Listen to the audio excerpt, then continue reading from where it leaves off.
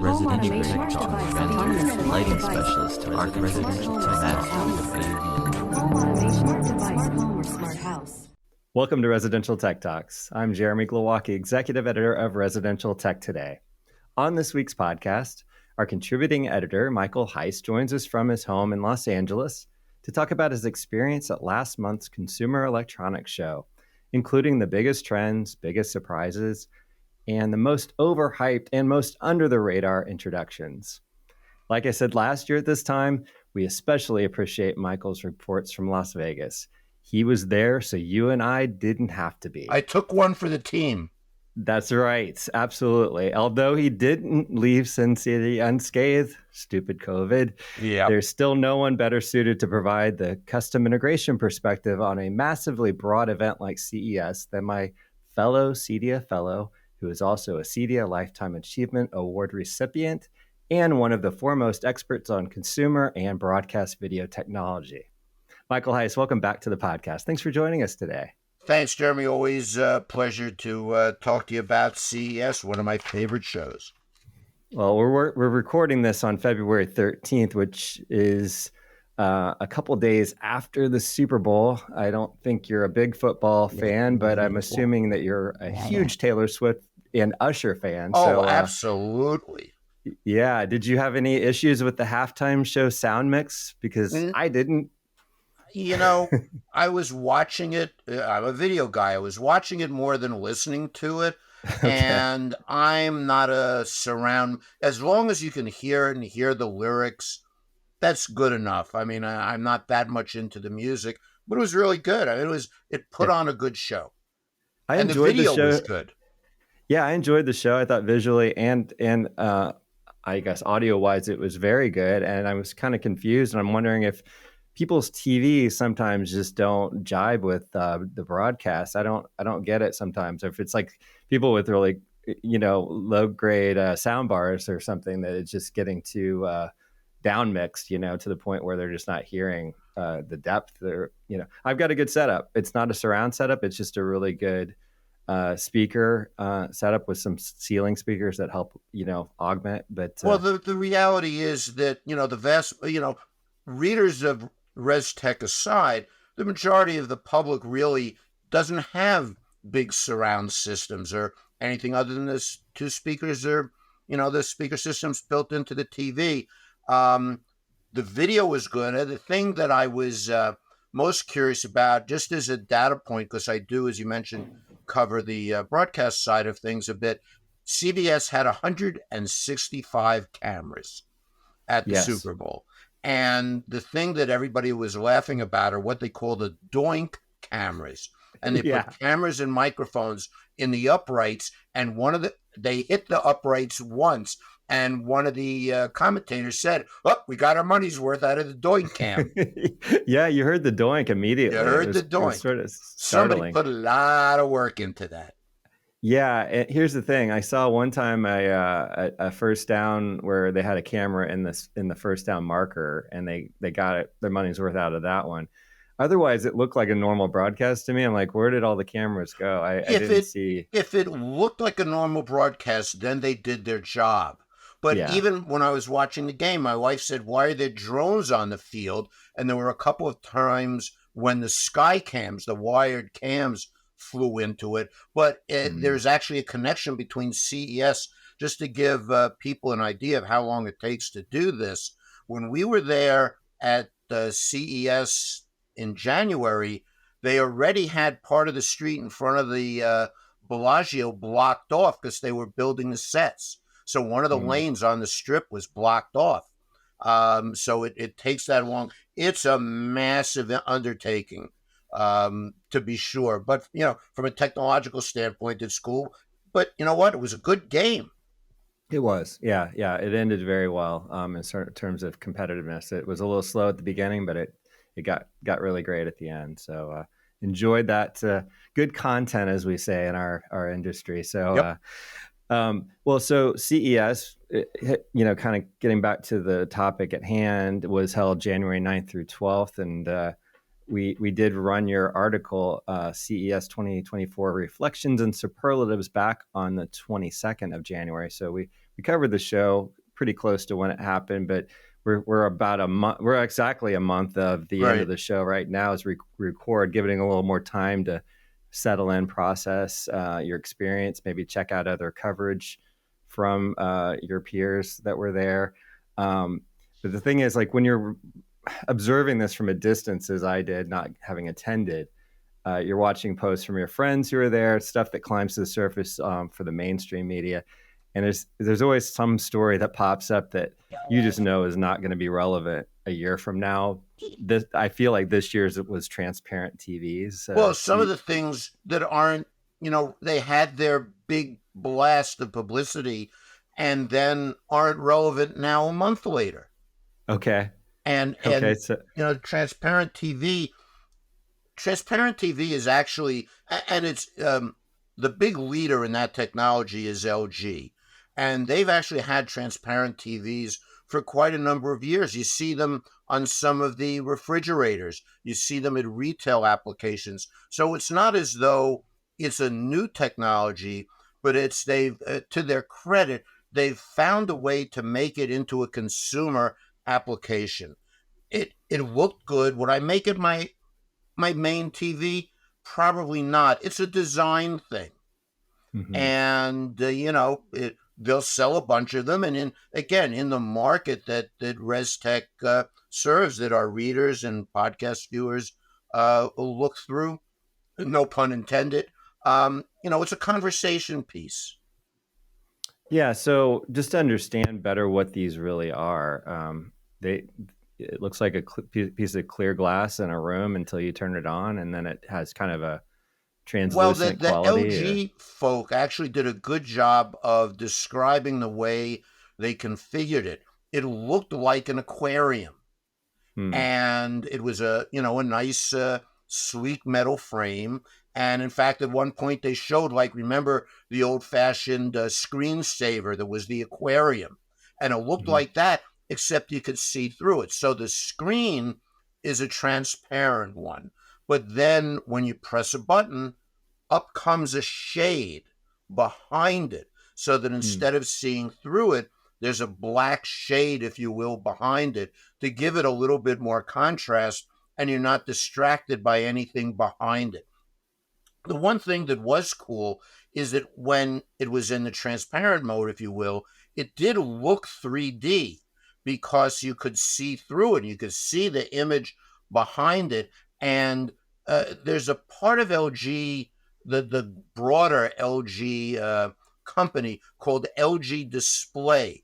That's the division that actually makes the screens. For example, the screens that Samsung uses in their QD OLEDs are made by LG. They're their arch rivals, but LG makes the screen. LG Display makes the screens. LG Electronics are the folks that you buy LG finished products from. In their separate private suite, which I visited, they had a number of displays of this technology, and a lot of it was in retail, so that they were showing a jewelry store. And imagine some of the gems on the screen, and then behind it is the actual item, or shoe stores. The best one, which is sort of a laugh, they were promoting it for transportation applications. So the window on your subway car, if it's not graffitied over, could show the route map. And for those of you who know LA, the big Koreatown community is at the metro stop. Yes, we do have a subway, and I actually ride it, called Wilshire and Western. And that was the part of the subway map that they were using as a demo. And I said to the PR lady who was giving us a tour, I said, you've been in LA. Was that a joke that you had the Wilshire Western stop in a Korean company's suite? And she just didn't. She laughed, but she didn't realize it. So, I mean, there are a lot of applications for it. Is it going to be a big seller in the home market? No. If you're a designer, installer type, and you want something for a client that nobody else will have, that you want to be, I've got something that you don't have, this is it. Price unannounced. One other thing that needs to be added there is, whatever one does, the other does. So Samsung had a transparent display also, but it was, to their own admission, still a science project, unannounced pricing, unannounced availability, and it was using a slightly different direct view LED technology than the OLED technology. But, at least that was a, well, we can do it too kind of thing. It's cool. It has a place for some people. You're not going to see it in every living room. Is OLED still the best viewing experience for a direct view TV? Well, that's a toss up. There clearly a lot of the shootouts that you've heard about. OLED certainly wins those, and they are really, really good. But the backlit mini LEDs from not only the OLED people, but from Samsung and LG and Hisense and TCL and Sony, they're really, really good. And it becomes a matter of personal preference. Which is better? Yes, you could do a scientific test and say this one is better. But which speaker is better? There's a good analogy. There are lots of good speakers, and which one is best for you is the one that sounds best to you.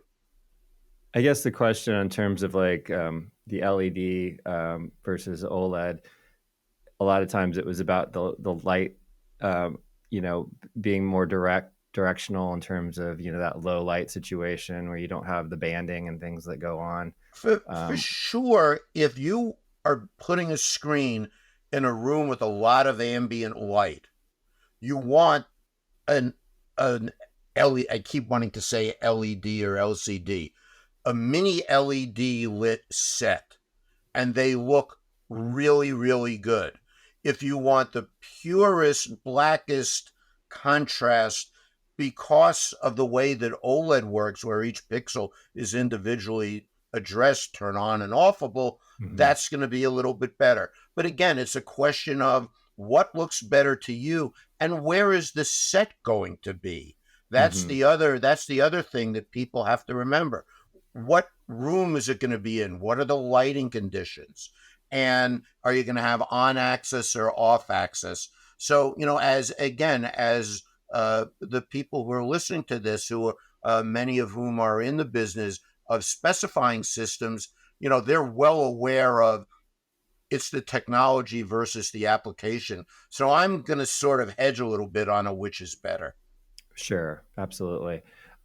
So we kind of hinted at worst or biggest hype, that type of thing, and we hear about AI and everything now. Was there anything that was really AI, or were they using AI as kind of a marketing stunt? Well, the way, as I think I may have said in the article, and as I've been saying to anybody who asks me about it, anybody remember digital ready speakers?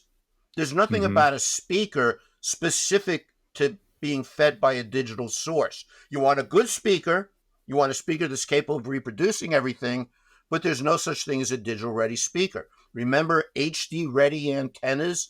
The antenna's really stupid. It doesn't know what it's looking at as long as it can see the signal and produce enough image to come down the line to light up the TV. AI, to some extent, some of it is hype. AI can do some interesting things. It's still got a ways to go in the consumer electronics world. It's not like, hey, Jeremy, this article I just sent you, I had ChatGPT write it. Well, I didn't. And in fact, one of the holes is I didn't write the article using ChatGPT, but I looked for some things using one of the AI assistants. And because they're based on what's called the large language models, they're basically scrubbing the internet to find stuff. If I put in a query, please, to your point, please tell me the difference. Please write an article in the way that Mike Heiss would write it, comparing OLED to mini LED to direct view LED based on the sets that were on display at CES 2024. And the answer would come back, well, I don't know, because that stuff's not in the database yet. So it's not foolproof. It's definitely a thing. That's the most hype that you're going to see the most about? And ask me that question next year, and the answer will probably be different, because it is doing a lot of things that need to be perfected, and the horsepower, the chip processing power, needs to be refined so that it can be done on less horsepower in the chips. And I would imagine that the future for consumer products like TVs and audio technology would be helping to be more predictive to the user, and Exactly. having a TV you turn on and just knowing kind of your habits, that instead of having to like always Well, not log only into the not only menu. And that, but one of the applications for AI that was promoted by many of the manufacturers at CES is not so much Mike is watching it and Mike watches the news, and something happened today, and do I want to watch CNN, Fox, or MSNBC, or do I just not want to hear about it? That's kind of hard to do yet, but there was a lot of claimed application of AI to things like picture settings and brightness and contrast and HDR and sound. And those are things that AI is capable of doing, because in the TV set world for the past couple of years, and even more so this year, they're not just promoting our set uses this type of panel or screen technology, but at all the press conferences and all this booths on the show floor, they were talking about the power of the processor within the set, because that's what's going to drive all of these functions. Another thing which is allied to what you just said is the return, and I think the growing trend, of the TV as the home hub, because you've got smart home and you've got IoT and you've got sensors and you've got all these things around the home, not just in the room where the TV is, of course, and using the big screen, literally and figuratively, as a control display. What's going on? Where's the baby cam? Oh my God, did I leave the stove on? My wife yells at me. Sometimes I forget to close the garage door. So I'd not only put a camera on the outside of the house to see if anybody that is there that shouldn't be there, but I put a little cheap webcam in the garage, because if I go, oh my goodness, did I close the garage door? And I can punch it up on my phone and see that the garage door is closed. And that's the kind of thing that you'll be able to do on your main screen. So that is a big coming trend. It's been birthing for a while, and it's just about at the gestation stage. A very minor example of that in my home is I have a LG TV in my main room, and I have a very new LG washing machine, and there it's on an app, and the app Right? always tells me when it's done doing the wash cycle or has had a problem. Now the TV also does. It pops up on the screen while we're And watching. that is exactly the kind of thing. And again, because they're both appliance as well as consumer electronics manufacturers, that Samsung and LG promoted extensively in their press conferences and in their booths. Now, you talk while we're on the topic of video displays, you talk about just the larger screens, and bigger is better generally as the message throughout the show. Yep. What is the? It felt like for a bit there, 60-inch was kind of like the status quo, like small 75 TV. is the new 65, 85 is the new 75, and go on from there. And TCL showed a 115, and Hisense showed a 100, and LG and Samsung and Sony all have sets in the high 90 range. So for all the publicity and the talk about people, did anybody, unless you were on a plane or you were at work or whatever, people didn't watch, to the point of what we were saying earlier. You didn't watch the Super Bowl on your phone, no matter how big the screen was. And maybe you watched it in the iPad, but you wanted to watch the screen, the Super Bowl, on a big screen with your friends and family, and the bigger the better. You want that sense of immersion. Yeah, So big absolutely. screens are in, that leads to another point, which is, as I've said since the days, if anybody remembers the 103-inch Panasonic Plasma, they Mhm. bend in the middle once Right. One and time. one time. And that's, well, except now that you have foldable and bendable, but that's a topic for another day, Right. or roll up and roll down. But I mean, those are big things. And in fact, Mm. there was a story back in those early days of that big Panasonic thing that Bill Gates had like 10 of them in this new house he was building, and you had to put holes in the wall to put them through. It's like the old New Yorker cartoon of a crane lifting the piano up to a New York City apartment on the 18th floor. Uh, they're becoming very popular. The prices are coming down. The technology is there. And it's clearly for an interesting segment of the market. But then, although CES is not a big projector show, the Mhm. only 8K projector that was there was from Samsung. They had a lifestyle projectors, or projectors that you can blend together, or roll up screens like AWOL is one of the companies that does that, where they're ultra short throw projectors where the screen goes down into the cabinet. And there was, again, not as much as you would see at a CEDIA, but there was quite a bit of activity in the small size lifestyle projector. Plop it on the table, use it, plop it away, or put something over it. That's still a very viable, and some might even say growing category. Yeah, that little portable projector category, I feel like, is it's trying to connect the generations in a way, right? It's branching out to those Yep. kids like mine who do watch a lot of stuff on their phones, just in general. They will sit down and watch a big screen for an event like the Super Bowl, just because of Taylor Swift, by the way. But um, they like half of America, I guess.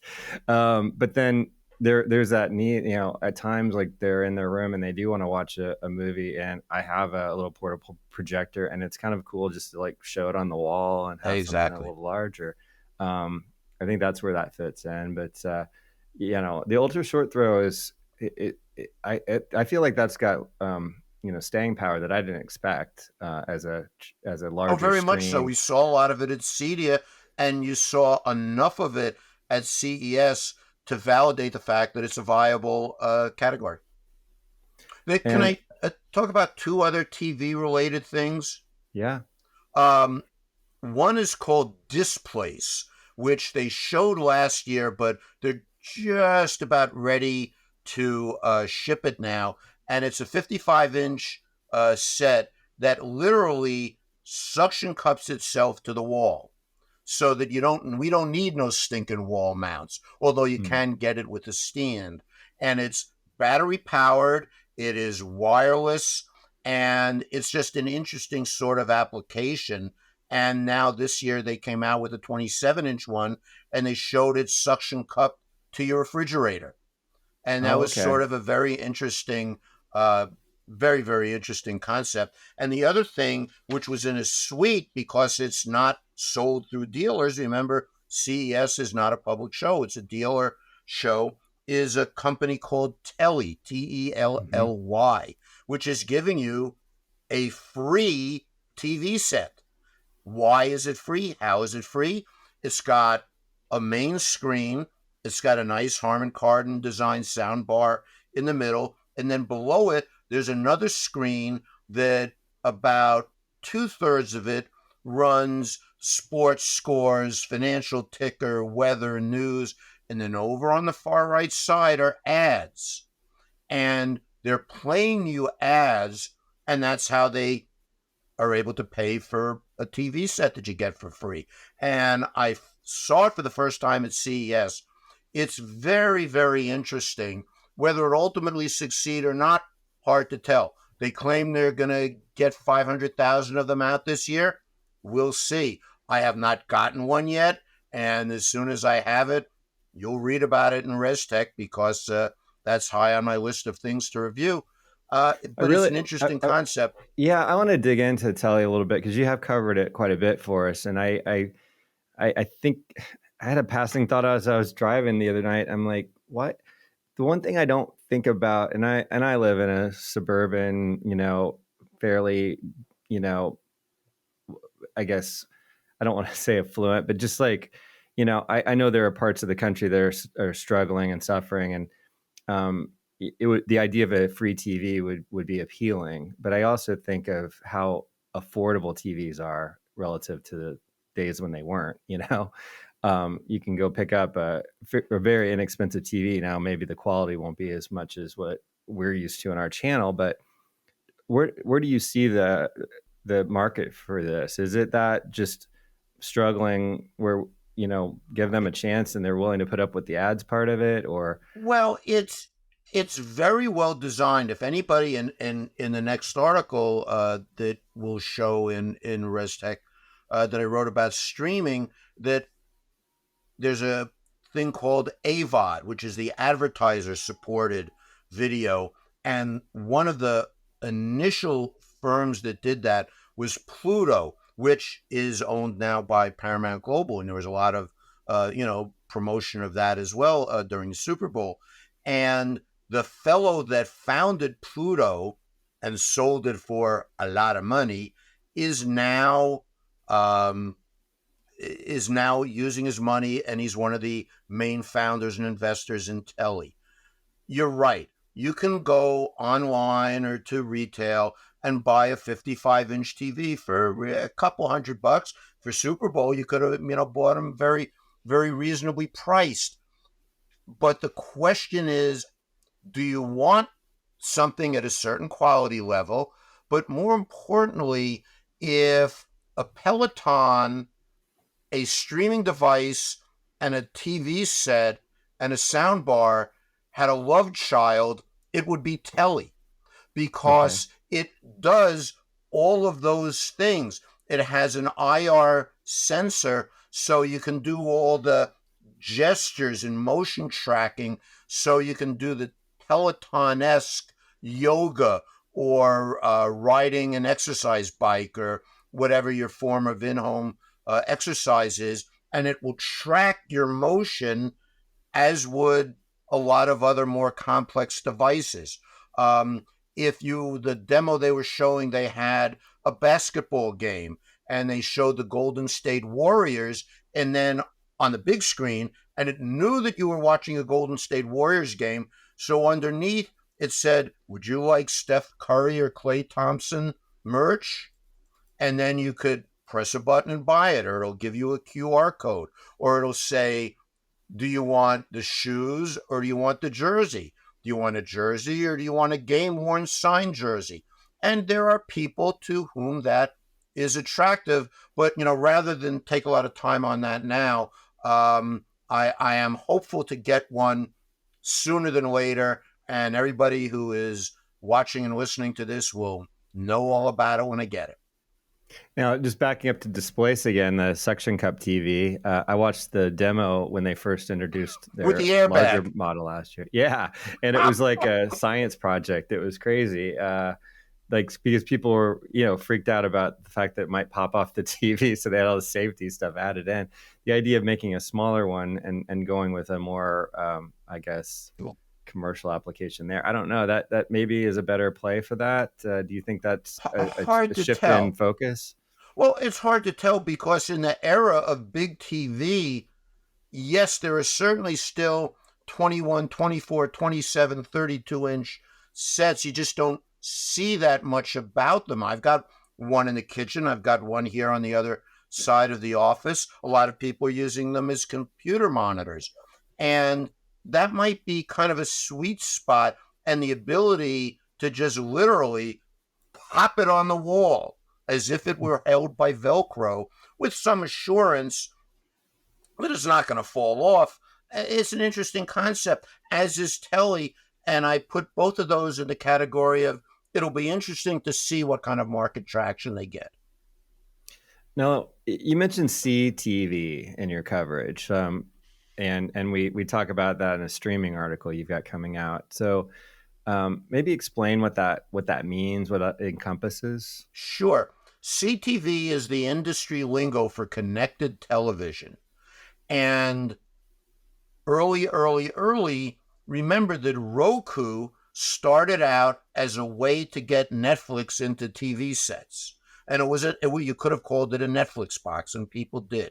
And the market expanded to, I can plug this little thing that I buy for anywhere from, depending upon brand and model, say $29.99 to $149.99. Plug it into your TV and you get all the content you want, more than you could ever want from all of these growing streaming services, which grew up in parallel with the technology. Then the TV set manufacturers said, we don't need no stinking external box. We're going to build that technology into this set, hence smart TV now, or connected TV. Now, the trick question is, if you were to ask your neighbor, heard of Roku? Oh, yeah, heard of Roku. What business are they in? Okay, Jeremy, you probably know the answer because you edited the article I wrote. But what business is Roku in? Well, yeah, I mean, it's supplying. It's not devices. Yeah, it's internal now. It's part of the TV. Well, but it's ad sales and their own TVs. And it's ad sales. So ad sales. Okay, gotcha. LG, Vizio, Samsung, TiVo are all in the business of creating content and monetizing it. And that's where the money is. Roku, you can look them up, they're a public company, makes their money from ad sales, not just in their own channel, but without getting into the complications time doesn't permit today, but inserting ads into other companies' streams. That's where the money is. TVs are a frightfully terrible business to be in. This is a way to monetize it. So right. That is a big growing business. And that's why there isn't as much action as there used to be in the connected devices, because the emphasis is on CTV. Got it. Okay. So it's about the revenue and kind of going back in time to the broadcast model of having commercials and things, but having the vehicle to get it inserted into that stream. And to do it but the advantage is, since everything is obviously broadband connected, to personalize. And if you go back for a minute to what we were talking about with Telly, it knew that I would be watching a Lakers game. Do I want LeBron merch? Or do I want Anthony Davis merch? And knowing the preferences. Now, clearly there are some concerns about privacy that are attached to that, which is another interesting aspect of the whole connected TV and streaming TV market. There are clearly people with, some might say, very valid privacy concerns. I don't really care if people know that I like this player or that player. But the whole economics of that side of the business are really in a state of turmoil right now. Again, a subject for another day. Okay. Now, I guess we could go either the audio direction, the lack of audio at CES, or the Wi-Fi 7, which is kind of connected to how everything kind of ties together. What do you want to go to? That's actually kind of an easy way, an easy question.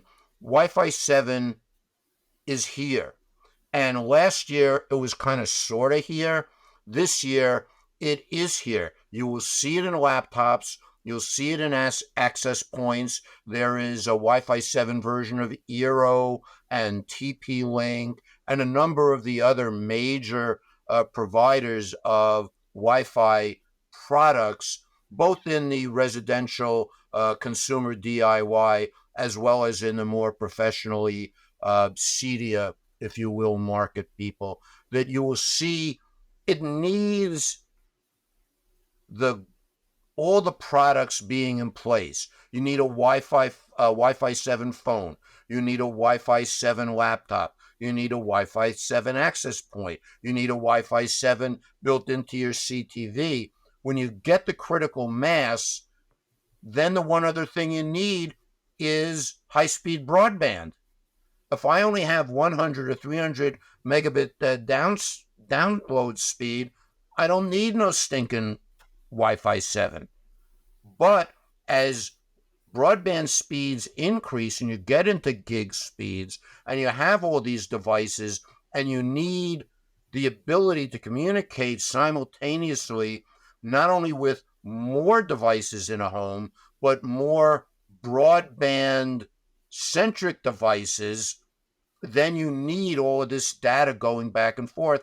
And when we have this, hopefully, conversation next year, Wi-Fi 7 will be everywhere. Maybe the takeaway from CES is it is here. And if you want to be future-proof, do you need it today? Maybe not. But do you want to be future-proof? You betcha. That's Wi-Fi 7. What was the other item?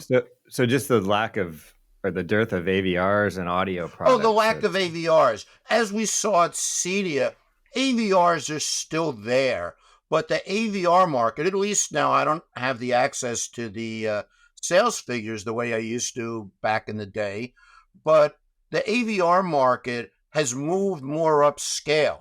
And just like, the old song, video killed the radio star, soundbar killed the lower cost AVR. They're still there, but anybody who in an earlier day would have bought a $400 or $600 AVR is going to buy a soundbar, or is going to buy a soundbar with wireless speakers or upfiring speakers for Atmos. So the action in AVRs was more at CEDIA, where you saw the $1,100, $1,300 all the way up to $5,000, $6,000 AVR as a very, not big in terms of the dynamics of the broader market, but within our world, a very big part of the market. I am, as an old processor guy, I'm amazed at the number of higher end installations at the CEDIA Awards where the audio control was an AVR. You'd never have seen that a couple of years ago. And in fact, I was having a discussion with a colleague just earlier this morning about AVRs are sort of inching up to where they're not going to compete with a Trinov or a Storm Audio or something in that level. That's where processors have moved up to. The AVR is just sort of changing what it is and where it's playing. There wasn't the audio that we used to see either on the floor or in the top 3, 4, 5 floors of the Venetian at CES. That stuff has either gone to regional audio hi-fi shows or to CEDIA. Right. Now, I guess kind of kicking it back to video, the broadcast side of it. You mentioned ATSC now above 75%. So maybe dive into that side of the business away from the stream coming from a internet sort of connection. On the one hand, well, it's not coming from an internet connection, and that's one of the things that they have. Well, that's what I mean. Yeah, the opposite of that. It's right, but it's interesting that you went in that direction, because when you think of more complex or better video, one's mind would go to an internet connective based product. And the whole point of ATSC 3.0, or I'll get slapped by my friends there, it's next gen TV, is that you're getting high quality, over the air, did I mention free TV? When I was watching the Super Bowl, as I was moving back and forth between different TV sets on Sunday, I watched it on the local CBS affiliate here in LA on Next Gen TV, because I have a Next Gen TV box, which we'll also be reviewing soon. And it gives you a better picture, and it gives you the future of more technologies. Everybody talks about 4K over the air for free. It's possible. Nobody's doing it yet. There are some stations and broadcast groups doing HDR on ATSC 3.0. You can't do that with standard over-the-air TV. And it's worth noting, again, we're going back to streaming, is now that Amazon is doing Prime Video with ads. And if you don't want the ads, you pay an extra $3 a month. What's just now being revealed is that if you don't pay the extra $3 a month, not only do you have ads, but you don't get Atmos and Dolby Vision. You have to pay the $3 extra a month if you want HDR. Next Gen TV will give the broadcasters the ability to put HDR over the air for free, along with a number of other things. Or one of the things, again, that I use here in LA, two of the stations that are broadcasting in Next Gen are normally 720p. But with the Next Gen channels, it's 1080p. Okay. So there are features that are beginning to come into that market. And now that it's at the tipping point, Chicago, the big thing now is they just turned on Chicago. So virtually all of the major markets, Dallas, Houston, New York, Chicago, LA, Washington, D.C., all have Next Gen. There is a little bit of a hiccup due to the patent rights that LG, who actually owns a lot of the patents that go into this, have not put ATSC 3.0 in their 2024 TV sets. They've taken it out because they didn't want to pay the royalties. But if you have the vast majority of the population that hasn't bought a TV set in the last 2 or 3 years, TCL, though, announced at CES that they're going to add ATSC 3.0 to some models. But there are a series of boxes. I just got a press release today of another one that just came out, from anywhere from $79 to now $149, and one with built-in DVR from a company called Zapperbox that is $249, I believe. So it's not going to be the $40 with a coupon things that we had during the initial digital transition. You'll have to buy the box, but they are available, and it'll be interesting to see if that's one of the things everybody's talking about, the death of broadcast TV. Did I mention that 135 million people watched the Super Bowl on Sunday? I haven't seen the stats of how many watched it over the air, how many watched it streaming, but sports is one of the things that's keeping broadcast television alive, and HDR and immersive sound are one of the things that will help drive that through Next Gen TV. Stand by for more news in ResTech Today. That's right. We got that article coming up. And I guess even though we don't typically cover cars, let's wrap up with that one. Do we have to? I'm going to go back to the way you opened this podcast. Overhype things at CES. Uh-huh. Sony showed their car for the third year. They've actually announced that they're going to be taking orders, and they'll deliver it maybe late 2025.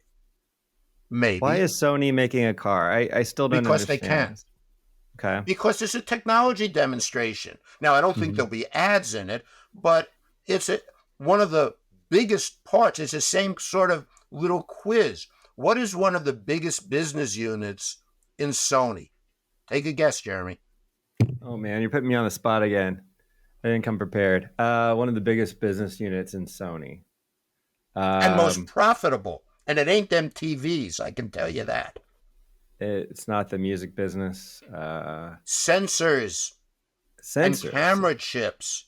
If you look at any modern car, you'll find a couple dozen sensors and cameras. You see those ads for the pickup trucks, with the 13 view, you can see what's around you.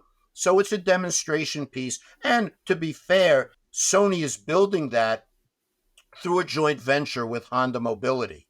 And by the way, Honda announced EVs. Now, the ones that they showed were really wacko, way out designs that could never meet the federal requirements. But it shows that they're gonna do it.